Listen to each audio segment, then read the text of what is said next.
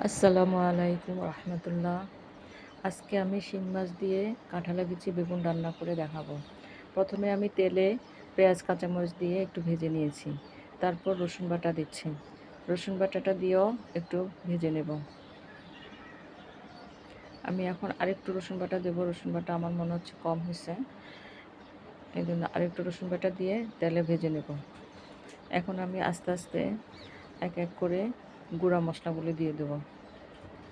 হলুদ গুঁড়া দিলাম, মরিচ গুঁড়া দিয়ে একটু নেড়ে ভেজে নিলাম। এরপর লবণ দিলাম, জিরা গুঁড়া দিলাম, মশলা যাতে পড়ে না যায় একটু পানি দিয়ে দিয়েছি। এরপর ধনে গুঁড়া দিলাম, দিয়ে আবার নেড়ে চেড়ে তেলের মধ্যে সব মশলাগুলোই ভেজে নেব। নেড়ে নেড়ে আমি সব মশলাগুলো তেলে ভেজে নিচ্ছি। আমার মশলাটা কষানো হয়ে গেছে, এখন পানি দিয়ে দিলাম। পানি দিয়ে আমি এখন আর একটু পেঁয়াজ দিয়ে দিলাম। এবার শিং মাছগুলি দিয়ে দিলাম। শিং মাছ দিয়ে ঢেকে আমি মাছটাকে কষাবো। মাছটা কষানো হয়ে গেলে আমি ঢাকনা তুলে এখানে কিছু ফ্রোজেন টমেটো দিয়ে দেব। আপনারা চাইলে ফ্রেশ টমেটো দিতে পারেন, তাহলে আরও ভালো হবে। আমার কাছে ফ্রেশ টমেটো ছিল না, তাই ফ্রোজেন টমেটো দিলাম। এবার আমি কাঁঠালের বিচিগুলো দিয়ে দিলাম। কাঁঠালের বিচিগুলি সুফিয়া আমাকে সুন্দর করে কেটে পরিষ্কার করে দিয়েছে। একটু একটু চামড়া থাকলে কোনো সমস্যা নেই, যাই হোক যা পরিষ্কার করছে তাতেই হলো।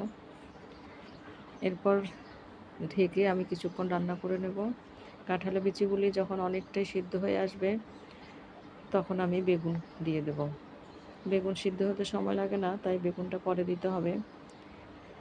কাঁঠালের বিচি শক্ত, তাই সিদ্ধ হতে সময় লাগে, এই জন্য কাঁঠালের বিচিটা আগে দিব। এরপর আমি ঢেকে আরও কিছুক্ষণ রান্না করব।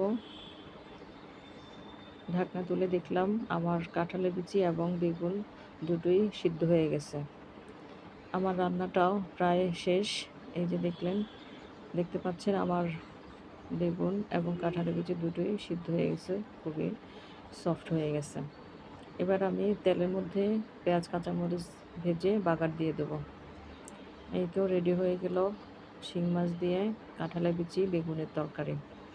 তো আপনারাই এভাবে করে দেখতে পারেন। তো অন্যদিন আবার দেখা হবে। ভালো থাকেন, সুস্থ থাকেন সবাই। আল্লাহ হাফেজ।